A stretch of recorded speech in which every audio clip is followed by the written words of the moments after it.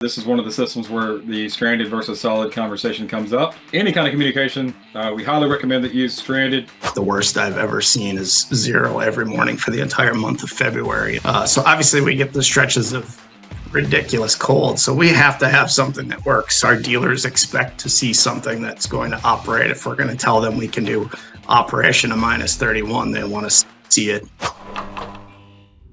Good afternoon, everyone. I am James McIntyre, the Senior Director of Commercial Sales, and Daniel Hamrick. Good afternoon, everybody. Daniel Hamrick, Director of Sales for the East. If you're in a basement right now and have no call for heat, call the tech line.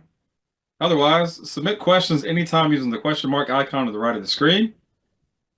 As we always like to say, your questions and comments and all that make this episode much, much better, and it makes it so that we don't have to be so imaginative and make up stuff to talk about. We have mini split versus MultiPRO wiring and powering indoor units. We are going to respond to YouTube comments, not all of them, just the ones that we choose. And as always, we'll answer your question throughout the show. As we discussed in the last couple episodes, you can win a service tool of your choice. If you submit your art, please feel free to send us submissions for your impression of us and how you might draw us, particularly those of anybody that other than James McIntyre. I would appreciate that. Any medium will be accepted. Please no AI art. But yeah, enter for your chance to win a service tool, and we will do that on our December 3rd episode of Talk and Cover Live. We'll reveal the winner and contact you via email, and the email is on the screen right now. GreeComfortAC@gmail.com. All right. We're going to cover the real stories of comfort with special guest Kevin with RHI Supply, who serves one of the most difficult climates in our North American territory. So RHI is a 6-location distributor across Minnesota and North Dakota. They've been carrying GREE since 2019 and have experienced incredible growth, largely because they believe in GREE products.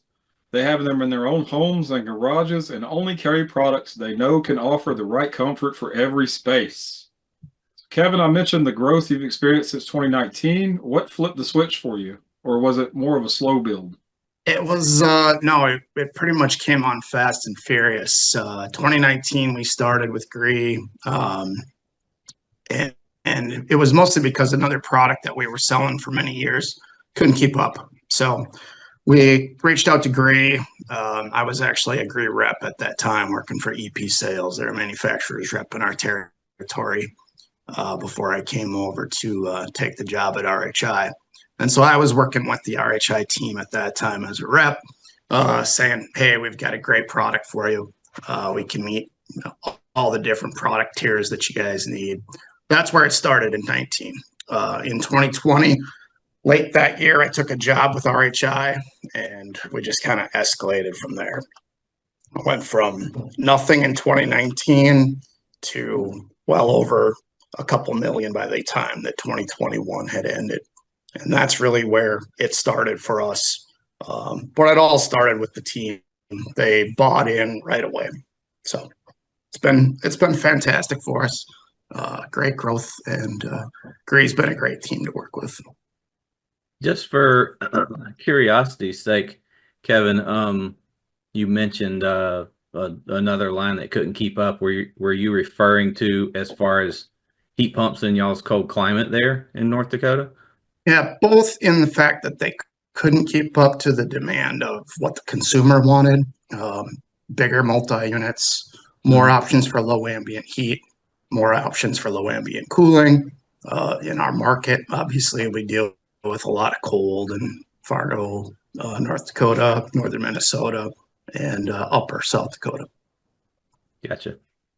All right. Well, speaking of which, yeah, I started dealing with inverter products back in 2008, and I remember, talking to people, and they'd go, I don't know if that heat pump's going to work. It gets down in the teens here.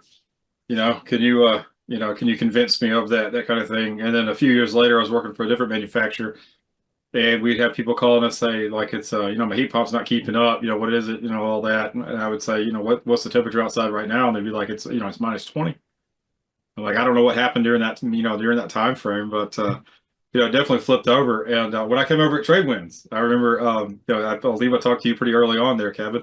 Yeah. And I thought we sell how much where, like it's like, I mean, Right. really, that's historically, if you're not setting fire to something, like that's not really all.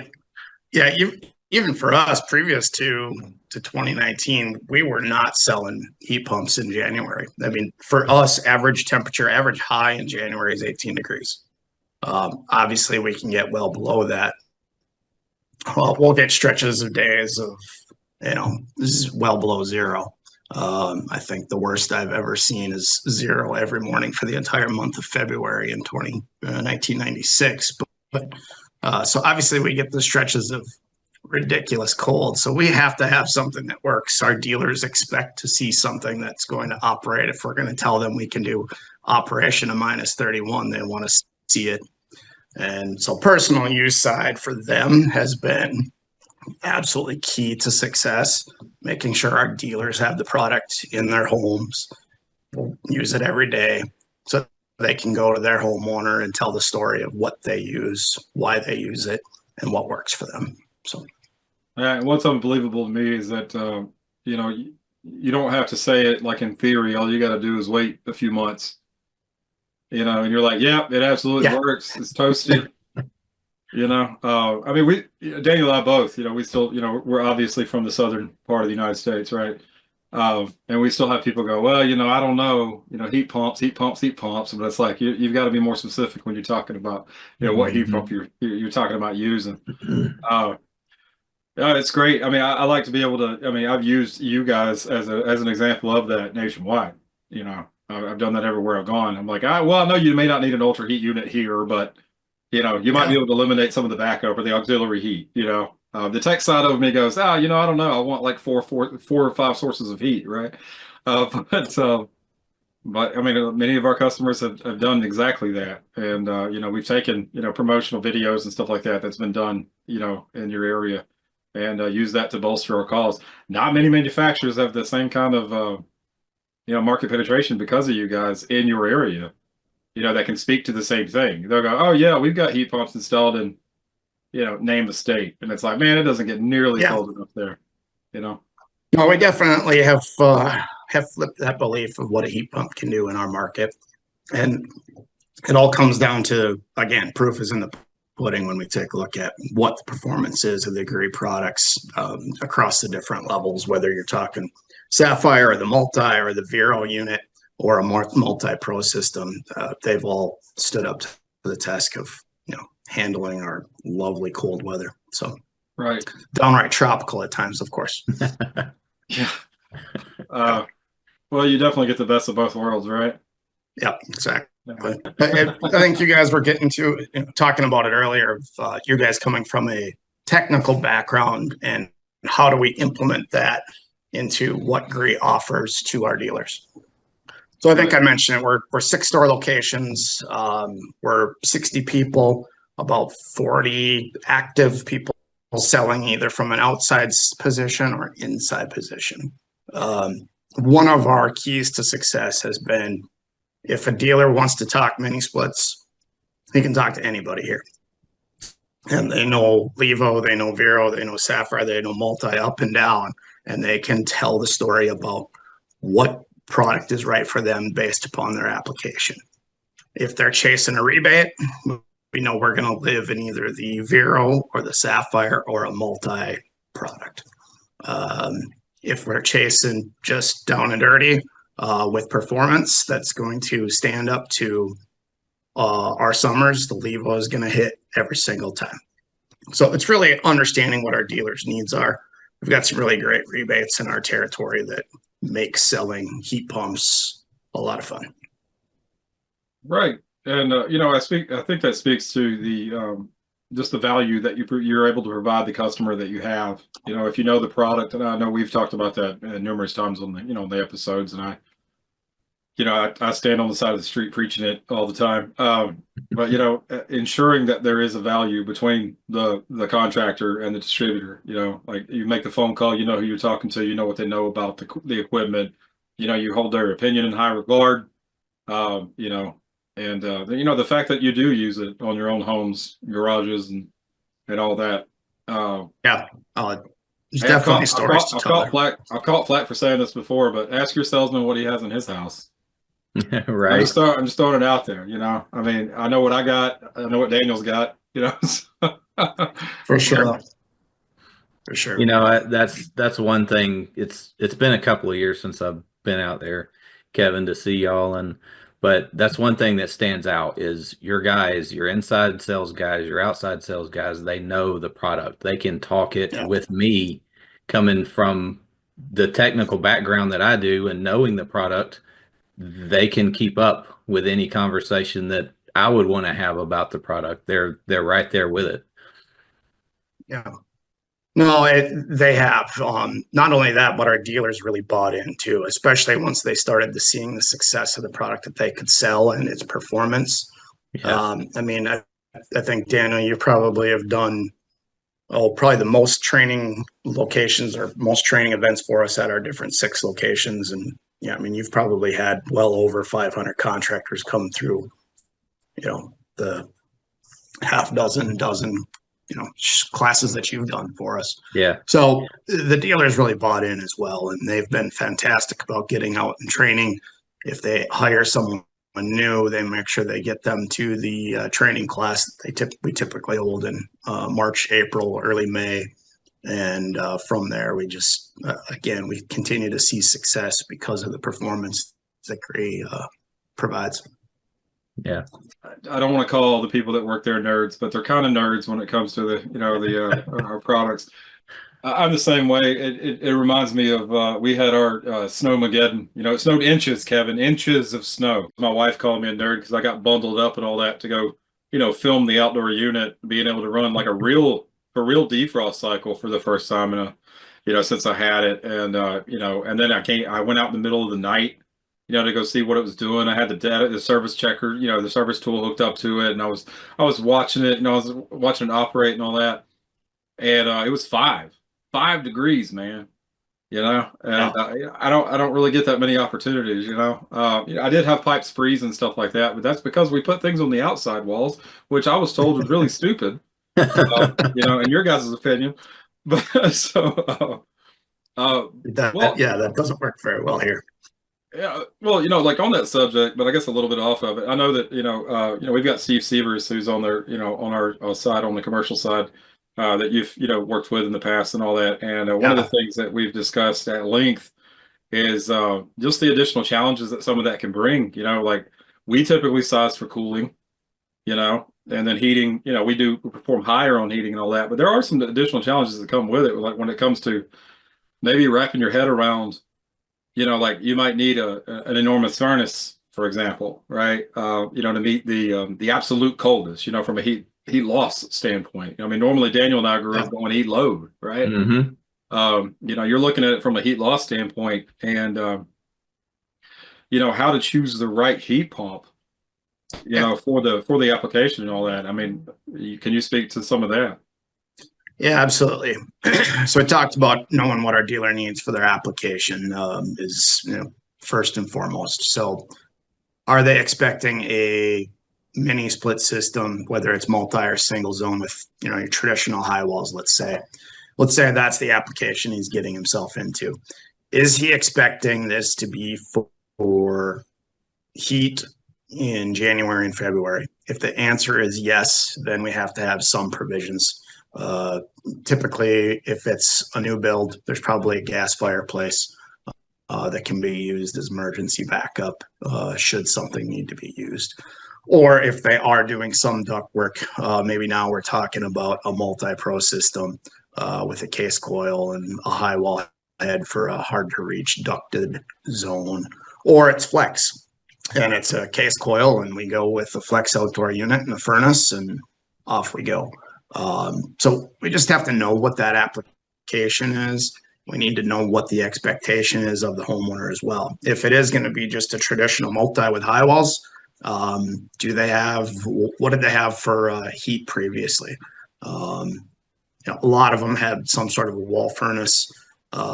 We see a ton of cabin and second home market in our territory that they've got a high wall furnace or a old wall furnace, excuse me, or some sort of a fireplace. We spoke to that, or at just electric baseboard. So they've got a straight rate heat. Depending on the rebates that you're selling into, sometimes it's a dual fuel application that we're selling on. So they want to cut out the outdoor unit at a certain temperature and then go to straight electric heat, or it's a gas backup, traditionally speaking. So, right. So Yeah, that's the questions our guys are asking, and just making sure that we know the expectations up front so that we can point them in the right direction of what GREE product is going to best fit. I know, like in some of the conversations we've had, we might have a 5-ton drive, but like 120,000 BTU furnace. Yep. Right. And so, we've talked about that at length, and I got to credit Steve. I mean, I hope he's not watching, but I got to credit Steve on, get me to wrap my head around that too. Just going like, can I really have that much heat loss, but not that much heat gain? Like, it's just, it's crazy to me. Because like I say, I've just a lack of familiarity, but that's also why it really helps to, maintain that constant stream of, talking and all that. Like maybe you start looking at dehumidification and all that. Well, like I'm very familiar with that. So, so, it's I think it helps everybody just keeping an open line of communication on the various changes and all that. But what in terms of heat pumps, I think one of the unique things that we have, as far as heating performance goes, as compared to many other heat pumps, or most other heat pumps, honestly, is the ultra heating capability. I mean, obviously that comes in handy in your location, but one of the things that also we've talked about a lot was, the consumer having the choice of what will be the most efficient, as far as heating. If you got an ultra heat pump dual fuel system, if you can run that down to minus 22 degrees, is it more efficient to use the furnace at that point? Is it more efficient to use the, the heat pump at that point? Yep. Definitely changes the conversation. It does. We talk a lot to our dealers about making sure they're talking about when they're going to flip the switch. So looking at that cost per BTU chart and the balance point efficiency of the heat pump versus, if they're on propane or they're natural gas. If it's propane, then, we typically have really good arguments to make for making sure we're utilizing heat pump all the way to 0, and in some cases below that. So, that's a huge part of the conversation that we're having with the dealers, and making sure that they're talking with that at the homeowner that, have that right to choose. Nobody likes a vacuum, as they say. So, kill the power to one when you need to. So. Definitely extends the amount of time, or of the year where you're getting the benefit of dual fuel. Absolutely does. I know it's still like the old rule of thumb on most traditional systems is like, oh, you might as well switch it over at 38 degrees, or just some kind of hard temperature without any kind of math involved or anything. But I will say one thing too is that I got really aggravated because the amount of math it takes to convert, the energy use per therm and all this stuff, and I'm going to kilowatts, and I'm going, that's a pain in the butt. But I also have seen a lot of the charts and stuff like that you guys have utilized, or things that you've had to do this for a long time now, right? Yeah, we do, and it's in our catalogs, and we make sure that it's updated so that it shows whatever the current electric rates are in our territory and propane as well. So it's we'll send you some sheets, James, so you can talk about it a little bit more. I would appreciate that. Yeah. I need more opportunities to nerd out about something. But I've got stories from Craig. He's unfortunately couldn't be here today, but he's got the same thing in like his neighborhood in East Tennessee. Where you got people on propane and all that, and they've used far more propane than what they expected to use out of the traditional system that they've got, to the point where they were almost out of propane, multiple times throughout the winter. And running out, man, you're done. That's rough. Yeah, this part of the world, you're definitely on a keep fill system if you're on a propane regimen, that's for sure. So we're not going to take that chance. It has happened a time or two. We'll get that call. My furnace isn't working. Why? Well, I don't know. How full is the propane tank? Never mind. I'll call you back later. Okay, cool. Yeah, we had propane growing up, but I don't remember having to go out there and beat on it to see, how much is left in it or whatever. If you can push it off the concrete blocks, it doesn't have anything in it, right?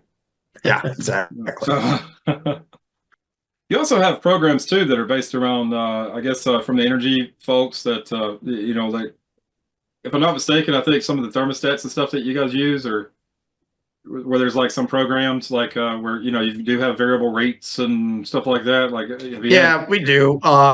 Depending on what part of the territory you're in, for us, there's either I think I spoke to it a little bit. Is they either have a dual fuel program, so they can flip you from electric to gas, or there'll just be a reduced rate if you're going with electric as your primary source. That's typically where they get into a load shedding application.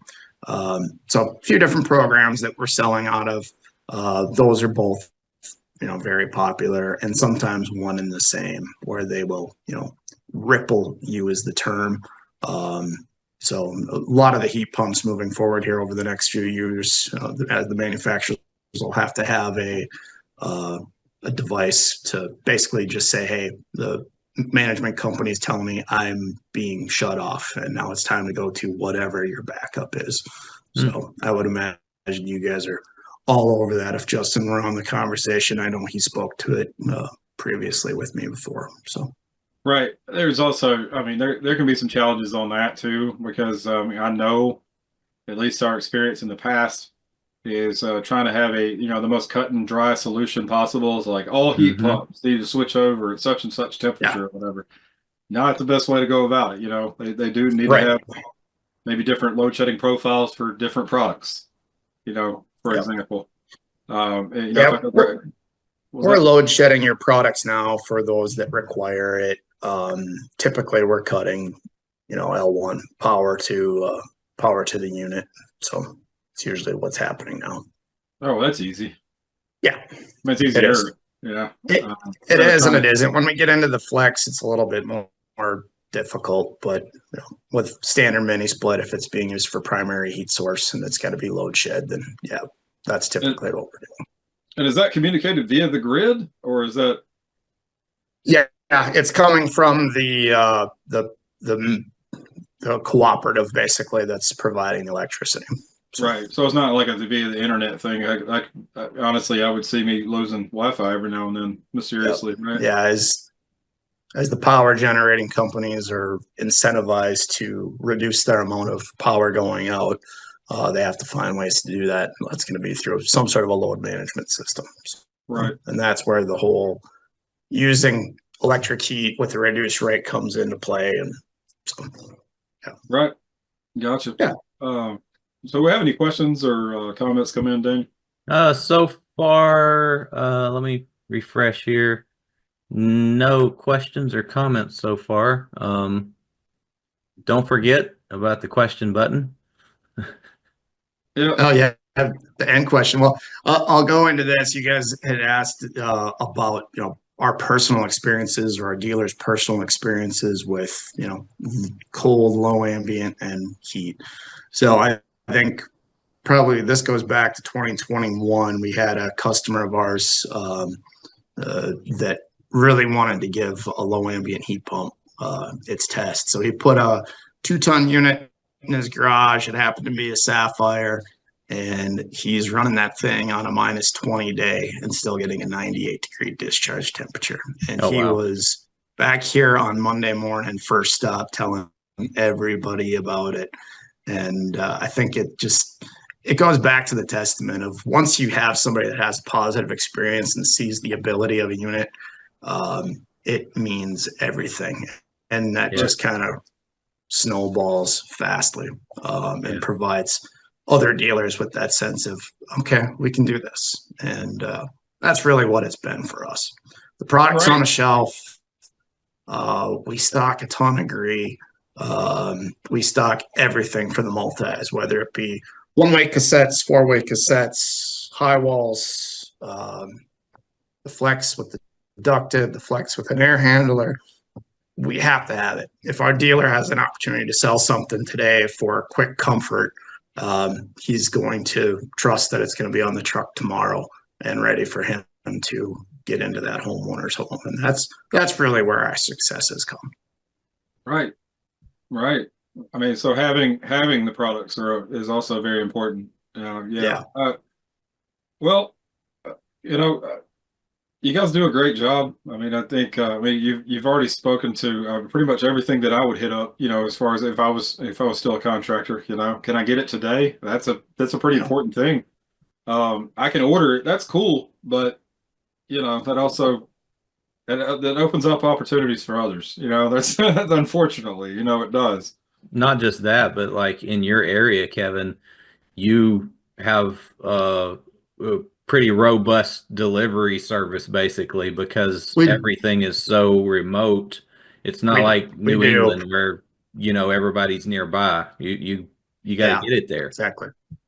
Yeah, you know, in 2020 when COVID hit, we really took our outside sales team and made them delivery guys because you know nobody was out doing regular sales calls. So that quickly turned into a delivery route that we filled basically a 16-foot van and started delivering out to our dealers. And then within a couple of months, that grew from 16-foot van to 26-foot box trucks. And so wow, we did delivery immediately out of our Grand Forks location about that same time, as well as Fargo daily runs. And now we've expanded it out of Bismarck, expanded it out of Baxter, expanded out of our Alexandria, Minnesota store.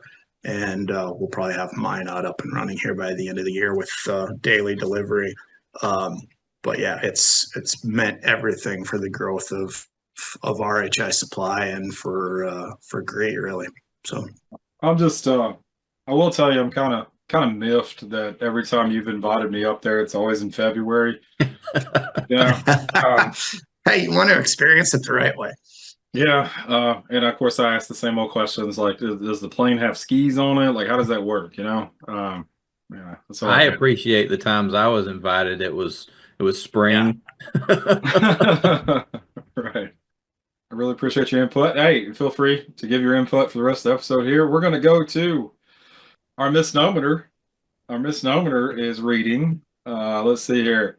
So we still hear that solid wire is fine communication between indoor units and outdoor units. Generally speaking, we prefer that you use stranded wire. We prefer that you use stranded. So what we've got here is a diagram that shows the difference between a MultiPRO R32 and a multi-zone R32. And this is one of the systems where the stranded versus solid conversation comes up. And it's also a conversation topic on the FLEXX R32, right? Whether or not we're using solid or stranded. We will always recommend, and I mean, if you want to buy other brands and use solid, go ahead. I'm joking. We're here for you. But any kind of communication, we highly recommend that you use stranded. Many manufacturers will recommend using shielded. Many manufacturers recommend not using shielded at all. We go both ways on that. You can use shielding. There's just a specific way that you will ground that. So if you've got a 1-to-1, you're going to be grounding just the shielding at the outdoor unit. If you've got a multiple zone system like a MultiPRO, you would only still ground it just at the outdoor unit. You don't ground it at every single ground point. The diagram that we've got to show you between MultiPRO R32 and Multi R32 is that we have the outdoor units are powered separately on MultiPRO R32, although we do have for MultiPRO R32, we do have the option to power the outdoor units to power the indoor units from the outdoor unit. However, in this case, you are going to be running a separate 18-2 stranded. As you can see, the D1, D2 from the outdoor unit to the indoor units. That's a daisy chain from D1, D2 across D1, D2. It's not polarity sensitive, so it's about as simple as communication can get. And if you use a multi-zone, you're using your standard 14-4 stranded wire, a communication cable between the outdoor and indoor unit. So if you're distributing and you're listening right now, somebody buys a MultiPRO R32. If they are asking to buy 14-4, ask some follow-up questions. Yeah, start asking questions. Start asking questions. If you are a distributor that has things built into your system where you recommend 14-4 with anything GREE, for example, go ahead and make a note that you don't, you need to remove that from your system if it's a MultiPRO system without further questions being asked. We also have another screenshot to show you in reference to that. With MultiPRO on the R32 version, like I stated, we do have the option of powering the indoor units from the outdoor unit. And there is a dual rating on that data plate, and then a bright orange sticker that's been applied that indicates something else. But you've got an outdoor unit only rating, and you've got an outdoor unit plus other devices rating. So as you can see on the MOP, there in the middle of the picture, it says outdoor unit only is 40 amps. Outdoor unit plus other devices is 60 amps. So if you're going to power the indoor units from your outdoor unit, you would be using an MOP of 60. And down below, you'll use an MCA of 51.9. But if it's just a typical installation where you're only powering the outdoor unit separately, it'll be 40 for the MOP and 36.9 for the MCA. That speaks a lot to versatility there, James. What's the instance where I would want to, like with the MultiPRO, what's an instance where I would want to power those indoors from that outdoor instead of just doing it like the usual setup?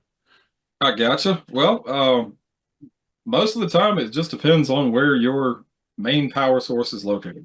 If it is on the other end of the house, or if it's a commercial application where it's in a remote area, it can save you from having to run two power sources all the way to your outdoor unit and your indoor units on separate circuits.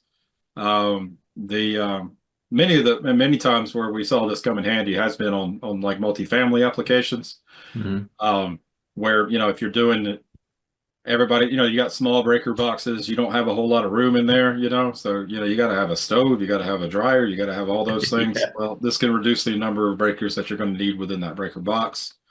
But it also reduces the amount of wire that you're running too. So basically you can run two sets of wires that might be smaller, or you can run one wire or one set of wires that is a little larger, so it can definitely reduce the installation cost, time on the job, that kind of thing. Anything to get the electrician out of there as fast as possible, right? What are you saying? Well, they don't watch the show. They're at home already. No, I'm joking. I'm gonna get so much crap now. But hey, question mark icon to the right. I bet we got some question comments now. Yeah, I bet we do. But there's also one more MOP and MCA, and that orange sticker that I mentioned before, and it says only use emergency power circuit, MCA and MOP 1 in 15 amp when required by local code. So that is a little bit of future proofing that's done on behalf of the factory. What we have in the MultiPRO R32 is some stepper motor solenoids. They're like electronic expansion valves, but they're much larger and they only really operate on and off. If you, in certain applications, especially in the future, reference to things like ASHRAE 15 and all that, we may see, in my view, maybe a little bit of an overreaction, but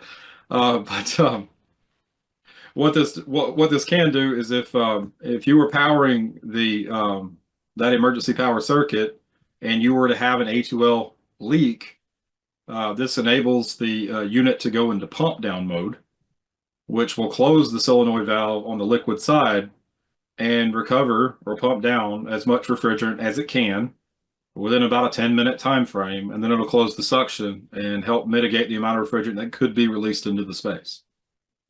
So that is an additional safety that may not be required at any point in the future, but if it ever is, that definitely puts us over and above anybody else that I know of out there. It's ready to roll. Yeah, ready to roll. Yeah. Now the amount of refrigerant that you're capable of holding in the outdoor unit is already written in the charts within the service manuals. It's the same chart that we use for pump down. Given the long line set lengths, let's say 800 feet or whatever it may be, and the multiple indoor unit applications that you could have in those commercial applications, you can have a substantial amount of refrigerant.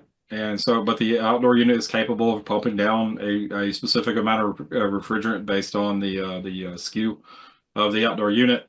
And so from those application standpoints, from an engineer standpoint, we may be able to reduce the amount of refrigerant that could be released.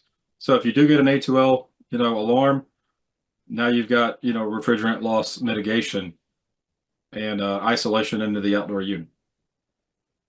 Okay. So, like I say, a little bit of a future proof there. If it's not required right now, then don't worry about it at all. All right. Again, that's the question mark icon to the right of the screen. I get paid per question, so please do me a favor. Got Christmas coming up. I got 2 kids, and they always want stuff. So help us out here. How's that? Help us out. It's not a lot of money either. So, ask more questions, break it down word for word or something. You know what? Speaking of questions, when people have time, at 24 hours a day on YouTube channels at GREE Comfort, go check that out. Follow us on various social media sites. Give us a like on TikTok every now and then, if you're young enough to do so. We do have a question, James. Okay. So Andre says, will that throw a code? So I'm guessing he's talking about if it goes into A2L alarm and it starts a pump down, then what code's that going to throw? It will throw a code and lock out, right? It does. Yeah, there's 2 different codes. I don't remember the code off the top of my head. I think it's like a YB and something like that. It's a very strange code. I don't remember off the top of my head, but if we go to a commercial break, I can come back in a couple minutes or whatever. But you can find that answer at greecomfort.com and go to the MultiPRO R32 or GREE Commercial and go to MultiPRO R32, and that information is located in the service manual. And that's where I would be going right now if I were trying to find that answer. But they're 2 different codes. One is if a sensor is no longer communicating, like if the sensor were to go bad, for instance. I mean, nothing ever breaks on these units, but if it were, it will give you a specific code for it not working versus a code for it detecting refrigerant leak. Same thing as the mini splits, right, and the FLEXX for that matter. Yeah, we could try to do a live navigation if you want. Let's see here. We go to products, and there is MultiPRO R32, which I believe is in the bottom right-hand corner. And then we scroll down, and then we'd click on one of those indoor units up there, or an outdoor unit for that matter, either way. But click on one of the indoor units, and you'll scroll down. If you notice on the GREE Commercial site, you don't have to scroll down nearly as far. Go ahead and open up, you go ahead and click that drop-down menu button there, and you go to Manuals, and then there will be a service manual that appears. And then somewhere in this manual, I'm not going to be able to tell you where it is right now, but somewhere in this manual listed on the error codes, it does give you the A2L or refrigerant leak detection error code and the sensor no longer communicating error code. All right. Either way, it does shut down the system. It doesn't do the pump down. I don't believe it does the pump down if it no longer detects it. But I haven't double checked that, and Greg's not here right now, so can't help you there. Good question for Greg. Control F2, favorite feature of a PDF, right? Oh yeah, the find. Yeah. Search. Yeah. Any other questions there, Daniel? No more questions for now. So I guess we can talk perfect about episode then. And I still haven't asked you about our 32 case coil yet. So. Oh. For MultiPRO. Oh, it's feverishly in development, sir. I can't wait. Yep. We've got them for FLEXX on our shelf, so we got that going for them. Well, so I'll give you some news on that. So to repeat what Kevin was saying, he was talking about an A-Coil, like a standalone A-Coil, like a dual fuel application for MultiPRO. What we do have right now, like Daniel said, we do have that available in the FLEXX line.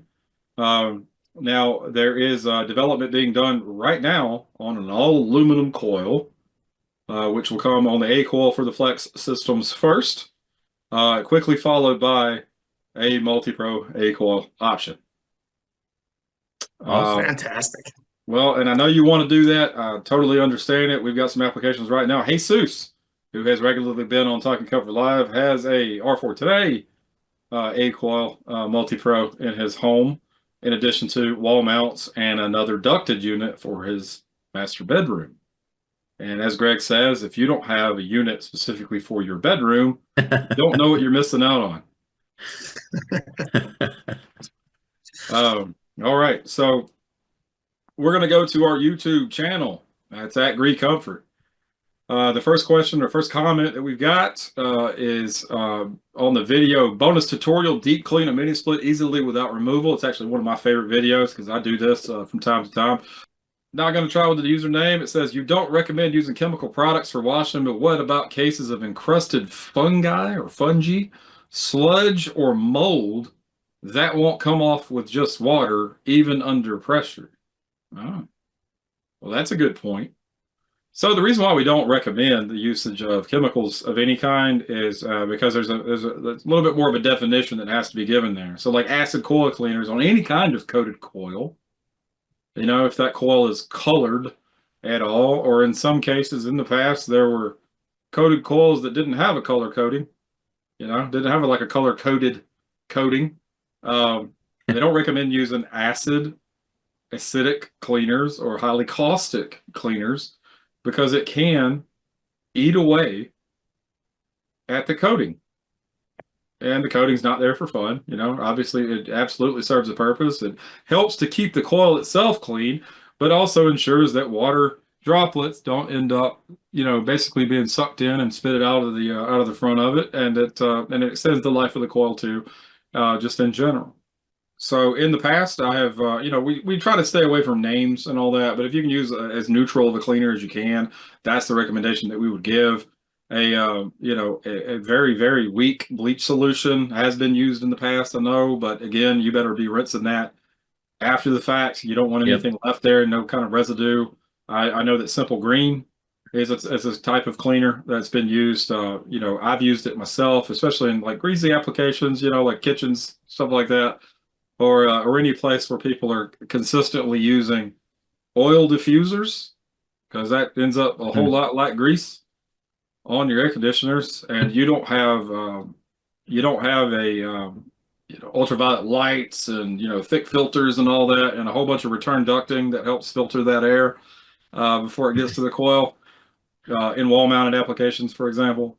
But in most cases, they can stay remarkably clean. It just depends on the application. I can tell you that where we have seen the most build up is in oversizing applications. Yep. It's absolutely where we see it. And that's where you get that fungi, sludge, and mold that comes into play, is when you've got something that's way oversized. How do you know that, Daniel?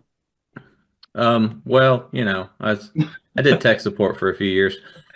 Yeah, but have you ever had an oversized mini split indoor unit in an application at your own place? Once or twice. Once or twice. Well, since we've got Kevin on the show here today, what's something that y'all would recommend to your contractors as far as a coil cleaner that's made for mini splits or made for, you know, coils really non-acidic or something? Yeah, we go to New Calgon typically for pretty much everything we do coil cleaning wise, and find the right product for the application that we're dealing with. Right. Something that says it's for that. Yeah, it's something that gives it that exact application. James alluded to the, you know, something that's light from an acidic standpoint, definitely more neutral than anything. And then a sprayer, you know, some sort of a bib kit with a sprayer that can really allow us to get behind the backside of that coil for talking indoor unit. So yeah, those have been the most effective for us when we recommend it to our dealers. Right. So to answer a little bit to add on to that, anything that RHI carries and you're in their territory, that's the best solution. Right. I'm joking. Thanks, James. So yeah, man, no problem. But most of the time, when we're talking about dust buildup, that kind of thing, we are able to get rid of most of it. Now there are some, as far as the drain pan is concerned. I know that pan tabs, have been something that's been used for a very long time. Mm-hmm. Do you know of specific pan tabs for mini splits? Given the lack of room, within within the pan, the pan's only slightly larger than the coil itself. You know of anything like that? That's a great question. I haven't run into that one yet. I gotcha. Well, I can say that I have taken pieces of pan tabs or whatever, and kind of slid it in there or whatever, but generally on the side that still has water in it. If it doesn't have water in it because it's leaning to one side, I wouldn't put it in there. I think it just going back to that whole, using something besides water. I think a biannual maintenance plan would be very beneficial, because if you clean it twice a year with some, even just water, you're less likely to have buildup that's going to need something more. Yeah, you're absolutely right. I mean, like I say, I clean mine whenever needed. But if I were a contractor, I would absolutely be offering, some kind of service plan, some kind of maintenance plan. Typically pre-season, if you can do whatever that season is, your weather. And our dealers are talking about the clean function with the homeowners on the remote control and what it's capable of doing for them. So that's been a big benefit too for some guys if they're utilizing it quarterly. Mm-hmm. Oh, you're talking about the self-cleaning function? Correct. Right. Gotcha. Well, for those unaware, would you? I mean, I know that, basically, we're talking about in the cooling mode or whatever, it will basically cuts the blower off, right? Causes the coil to freeze up, right?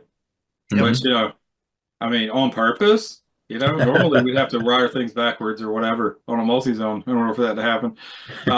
But then quickly heats the coil back up and melts all that off, to kind of keep you kind of a crisp, clean coil. So that is definitely something that I would recommend doing. But of course, that doesn't do anything for the blower wheel. It doesn't do anything for the housing, that kind of thing. I liked the video a lot because we're keeping the unit in place. We're not talking about taking it out and, pumping it down and all that, taking it outside and hosing everything down and all that. I mean, I know that you might do that from time to time, like, taking an A-Coil out of an air handler, and taking it outside and giving it a deep clean and all that. And that's great. That's great. But, don't you have to pump the system down to do that, James? Like you have to, like if you're cleaning just a standard A-Coil out of an air handler? Yeah, well, as far as that goes, I mean, I think putting a bib on a wall mount and being able to stand on maybe a short step ladder, or in my case, from the floor. I'm a pretty tall guy. I don't know if you can tell. But, but being able to do that is far and away easier than going in the attic and pulling out an A-Coil out of the side of it and all the rest of that. Or in a crawl space. What was that? Or in a crawl space. Yeah, I forgot about what those were. We just don't clean those. We just don't. Yeah, they need a new unit. Yeah, exactly. There's just no saving this coil. So next we have GREE responds on the video. Sorry, GREE responds FLEXX R32 compatibility and a question regarding RS485 controllers. Let's see here. When I try and Google either one of these model or part numbers, I don't get any results. What am I missing? Also looking to have a radiant zone. Oh, okay. Well, this is a question for Kevin. Sorry, dude. But also looking to have a radiant zone controller communicate to my GREE via RS485 for secondary call if anyone has any pointers. Wow. Okay. So we're going to go with the first one. As far as Googling it and not getting results, you can find information on the RS485 controller on GREEcomfort.com. you go to controllers, and you will find that controller there, which is, it starts with WK010, and there's some other numbers that go along with that. But that's where you can find information about that.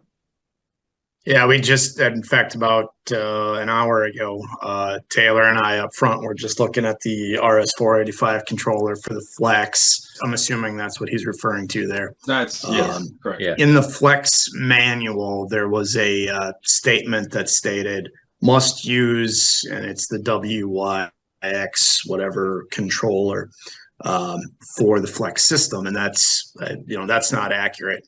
You need to use that if it's for RS485 communication, because you can still use a 24-volt control on the FLEXX, and that's, we've got to use a heat pump thermostat, obviously. But that's what we were just talking about here, like I said, before the show started, and helping a dealer through that one. So I'm not sure if that's what this guy's getting at, but if you're working on a FLEXX and you're looking for the RS485 controller, it is in the installation manual of the FLEXX. I just found it before the show started. So yeah, and just to clarify, you don't have to have the RS485 controller. It's designed to work off a 24-volt control, and whatever brand or type of heat pump thermostat you prefer. That's kind of the allure to the FLEXX. That's why it's so flexible, is it's set up to use the controls that you have or might want.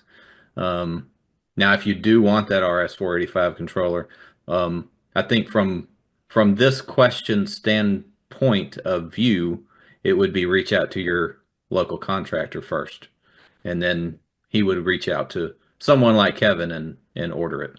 So, right.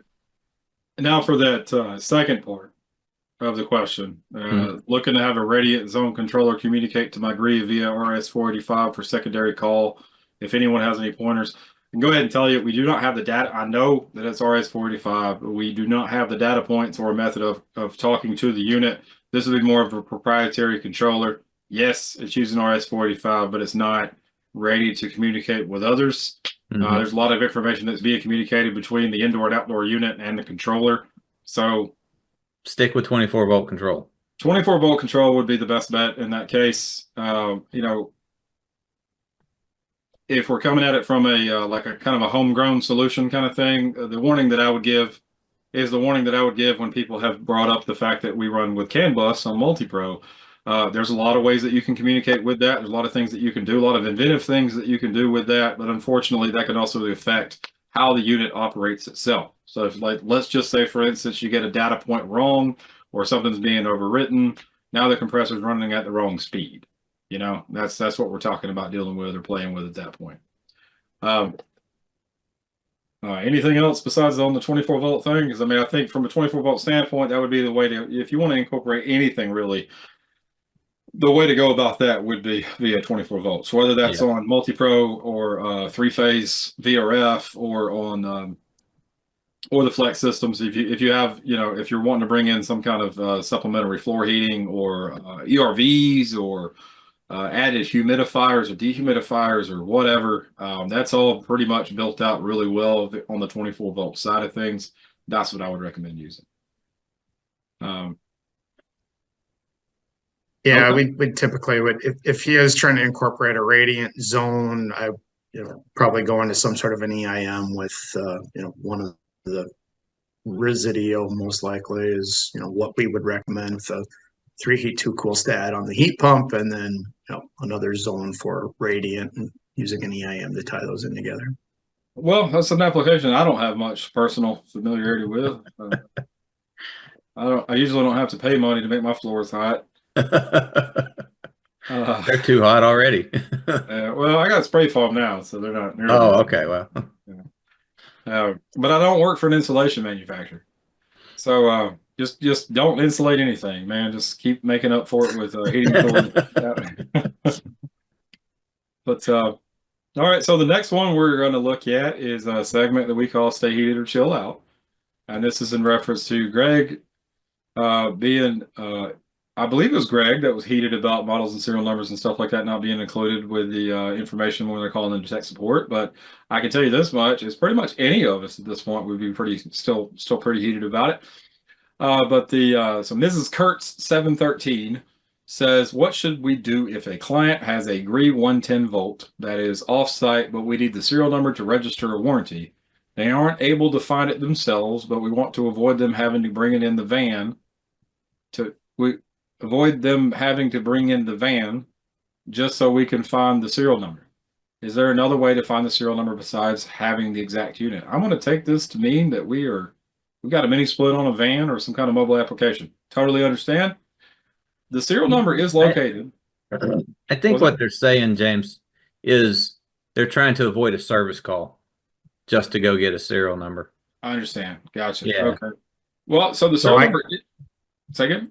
I can chime in there. I'm not sure who this person's working with, but if you had a distributor like us and you know the job name and the PO you tied it to, the serial numbers are going to be on our invoice. So you can call your distributor and they may be able to help you if they are recording properly. And that's usually the case, I believe. Most of the time on the invoice, you'd have a serial number. Yeah. Oh, actually, I'm glad you're here for that, because I was looking at it just from a tech support standpoint or whatever. I mean, it is on the data plate. Should be a very clear serial number on the data plate. If there's not, then not really sure where it came from. But there should be a number on there. But like you said, that's a great point. Call the distributor that you purchased it from, and they should have that recorded. We did have one special question for you, Kevin. Yeah. And is what is your dream system that you could have at your home? Yeah. Well, I can tell you how my house is set up currently. 2-story, full basement underneath that, a garage that we heat with a unit heater that needs cooling added to it. So for me, the furnace is probably approaching 11 years old. I do want to add in variable speed 2-stage. It was I didn't buy the house, build the house. It was purchased before I could put the my thumbprint on it. So it doesn't have any 2-stage heat. So it'd be some sort of a 2-stage natural gas furnace with a case coil, a high wall in the garage, and a high wall in the master bedroom. Because as Greg said, if you don't have spot cooling for master bedroom, what are you doing? Right. Right. So yeah, no, I think and that system, I think, just lends itself to so many advantages for, hey, I added on this space, or my basement ductwork is not what I expected and I need either some dehumidification down there, or I need a little bit of extra heat when I don't want to run my whole system because my kid is freezing in the basement bedroom. So that's really, I think, what my dream system would be, is a little bit of spot control with some high walls or one-way cassettes, but case coil to go on top of my furnace main ducted system. So Gotcha. we've talked about it before, actually, haven't we? Yeah. It sounds a little bit like a MultiPRO. Let's see. I think it is. R32 case coil and 4-wire control, not high voltage, low voltage. What size outdoor unit would that be? 3-ton or 4-ton. Okay. So I'm more worried about the cooling and the additional heat at times, and less worried about my main heat for the months of February and March and January. But that's just me. So yeah, perfect. Well, I mean, I think we could probably figure something out. I think we could. Yeah. No. What do you have, Daniel? Well, it's not done yet, James. Oh man. Okay. Yeah. I have a MultiPRO with a 4-ton and a 12K just air handler in the attic. That's not quite done being hooked up, but it's designed to split to zone without using the current zone system. Yeah. And to zone the bonus room separate from the rest of the house. And, for the past 6 months while I've been traveling across the East Coast and not being able to finish it, the more and more I think about it, the more I think about, I think I need another unit for the master bedroom. Yeah. Hey, I'll tell you this. I went through it, and I know Greg did too, because Greg was building a house and he was going to lay it out with MultiPRO, and I think he may have come up with every solution there could have been. Oh, yes. Every single option, everything, And I heard about every single one of them.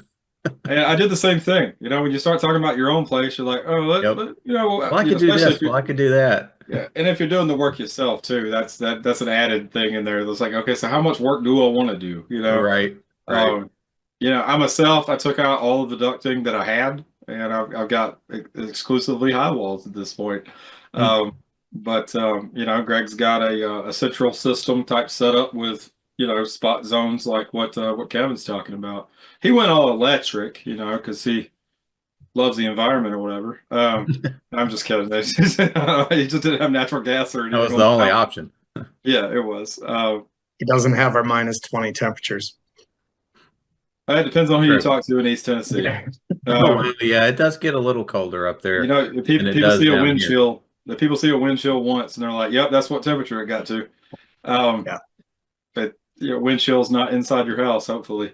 But did we have any more questions or anything? Any comments or anything coming in? Oh, let me double check. I'm glad we got one, because it shows that we are broadcasting.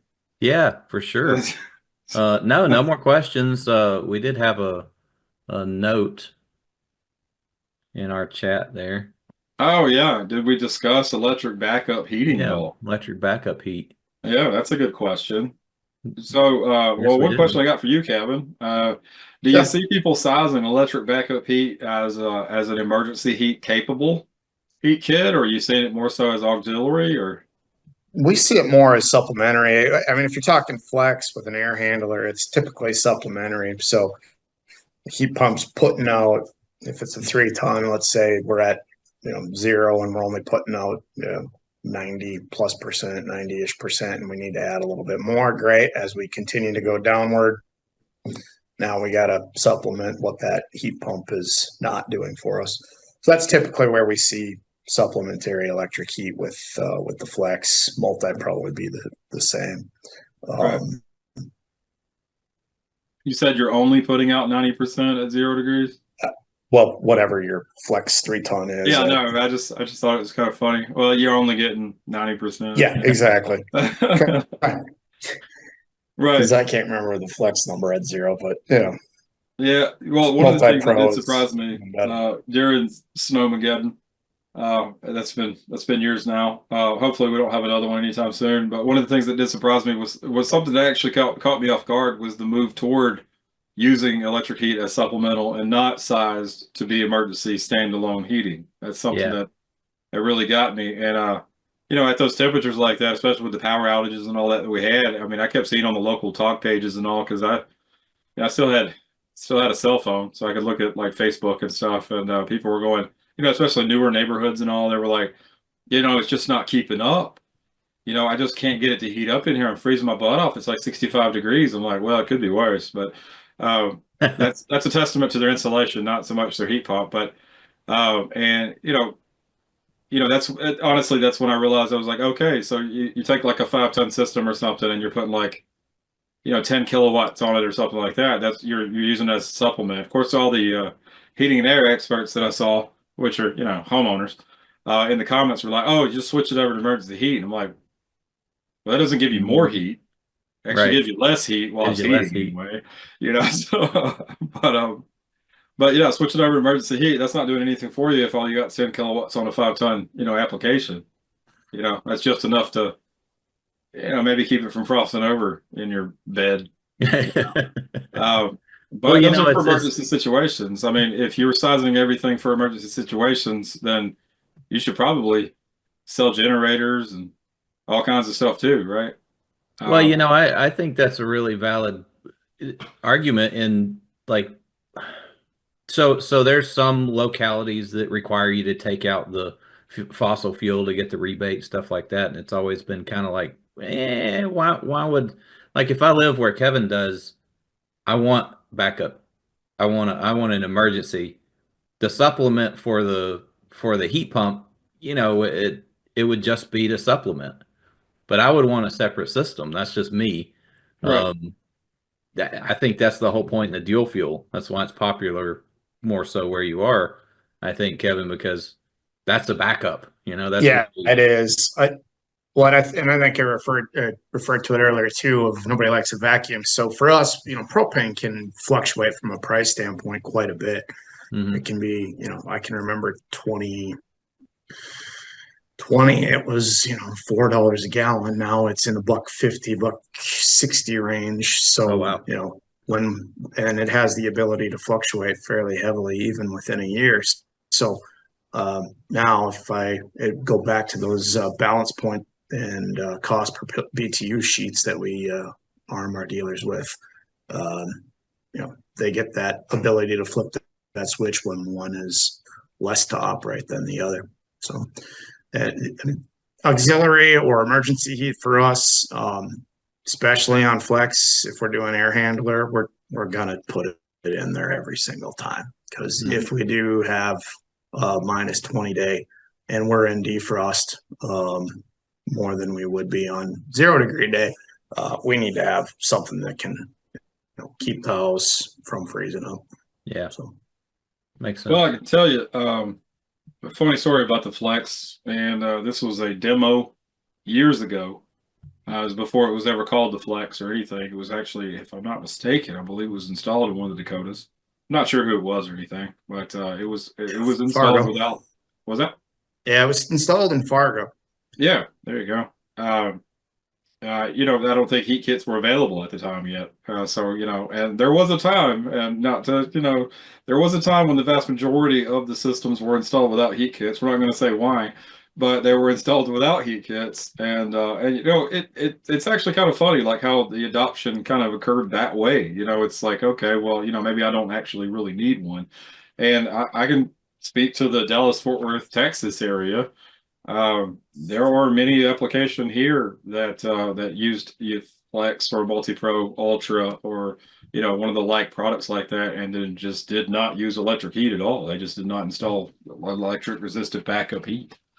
And it going back to like dual fuel, if you're choosing a system that the heat pump is just it's losing 25 or 30% or so worth of its heating capacity at 36 degrees. It's like having a backup generator that you're having to use way more often than just for emergencies. It's like you're kind of paying for that emergency heating, and the operation of that emergency heating, that option. You're paying for it, whether it's an emergency or not. Like you're Right. paying for it on a constant basis. But if you use an ultra heat capable, product with that dual fuel capability like that, then you're able to choose. It's like what we talked about before. You're able to choose, what's going to be Which most one's cost more effective. efficient? Yeah.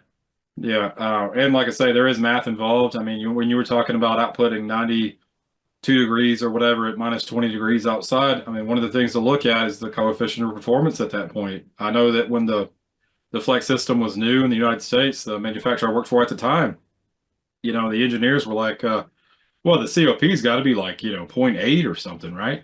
No, it's still twice as efficient as electric heat at that temperature. It's incredible. How do they do that? Well, I'll explain it to you, but not that you're going to go make one, because currently nobody does, unless it comes from the same area of the world. So, but oh, excuse me. So with the MultiPRO R32, I can't speak to that. It's still outputting 100% out of the 3-ton unit at minus 17. I believe the FLEXX R32 is remarkably similar to what the R410A version was outputting. I believe that's 5 degrees, or 100% at 5. 100% at 5, I think it is. Yeah. 100% at 5. So yeah, definitely gives you more options. It does give you the flexibility that most systems are not going to be able to provide. So, I mean, I know we've hit on it before in the past, but if you're new, or, I think I think it's always good to help. It's always good to hear it again.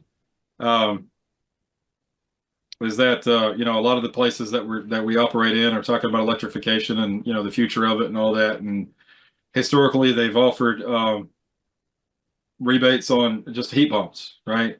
But they really, I mean, over the years, they have gotten a lot more specific on that. There's been a lot more movement towards cold climate heat pumps.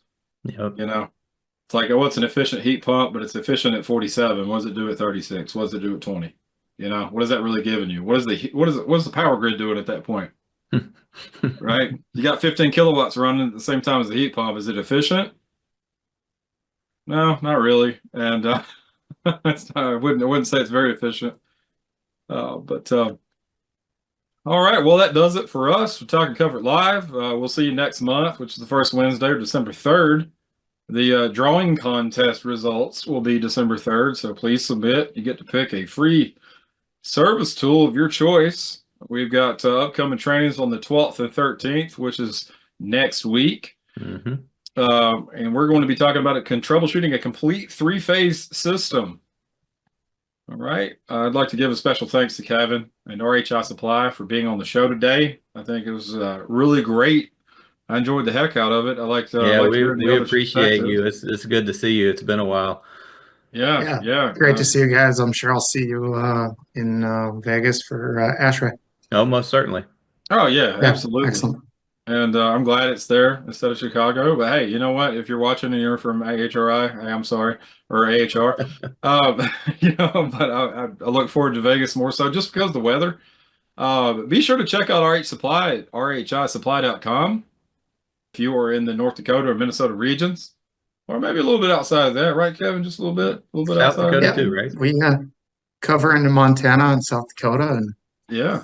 You know, and they got we have a couple people from Canada every once in a while that need to buy stuff from us. So that's right. I remember some Montana guys coming to one of the trainings. Right. Yeah, absolutely. I enjoyed your at the TSA conference. You sent some folks over there. As always, really great time. You know, having them there. So yeah, remember he's got trucks and they do drive long distances. So you know, wherever you want to go.